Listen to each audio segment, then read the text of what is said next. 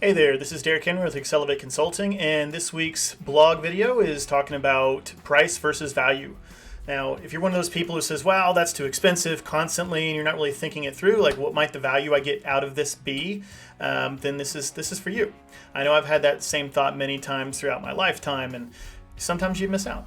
So we're talking about four key components. One is just what's the difference between price and value and even cost. So first of all, the cost is, well, that's what the vendor incurs to provide you that product or service. The price is what a customer ultimately would pay. The value is what it's worth to them or what you get.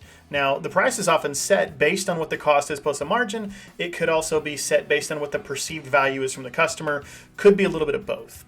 In the last 4 years, I've been heavily involved in software sales, and it's really interesting to see how people price or evaluate value compared to price when the price is somewhere between 20,000 and upwards of 200,000. It's pretty tough to get people to buy at that level because that's a big commitment, right? So you have to make sure that the value is there, and the value, the greater the value compared to the price, the more likely they are to buy and with more urgency. So why is it important? Well, because it makes a huge difference, right? The value that you perceive something to be goes so far in your buying decision. And some of the biggest factors are not always obvious. If you're talking about software, generally that's to save some time, right? Well, the time that you're going to save, that is a direct component of it if you're going to just do that.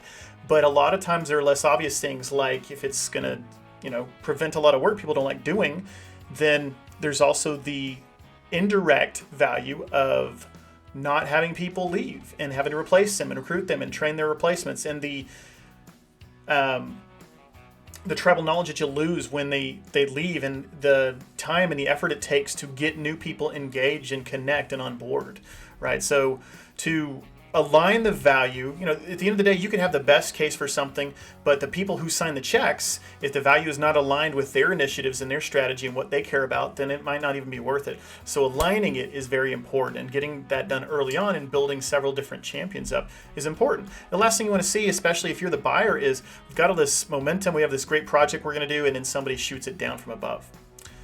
How do you calculate it? Well, we've kind of talked about this, considering the direct benefits, the time you're saving or the growth you're going to get out of it. The indirect benefits, so the cost of any rework, if it's going to prevent errors, or the training, the recruiting. There are all kinds of indirect benefits. Maybe it's reputational risk if you don't want to make sure things are happening wrong. And then there's the opportunity cost. What if we don't do this? What if we have other projects that we do instead? That's something you should probably consider. Now let's look at some examples across the entire market. So in sports, they calculate value based on the contribution to the team.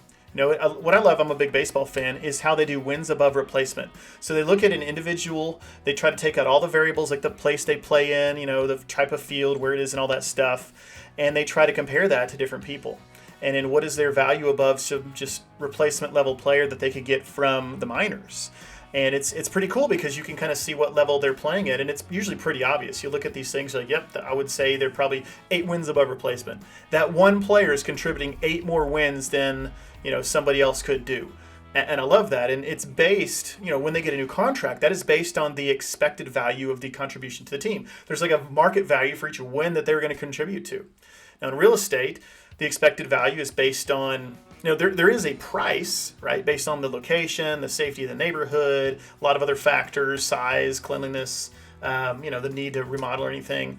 But the value that somebody gets, the time it might save you in a commute, the extra safety that you get, the relationships you can build with the neighborhood, that's based on what you're going to get out of it, right? The expected value. And then look at businesses. The expected value is based on what you think is going to happen in the future. It could be a multiple of revenues or profitability. It could be the value of the assembled workforce and the processes they have and the momentum they have, the reputation in the industry. It's all of these factors combined.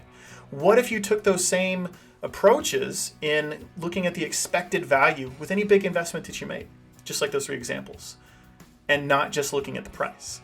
Then you might have not missed out on things. So using ROI is a great way to do this, and really uncovering the need behind the need. I've seen that be very successful. So the companies that really are focused on what is the value here, they often have the most success. So hopefully you found that helpful. Thanks for watching. Have a great rest of your day.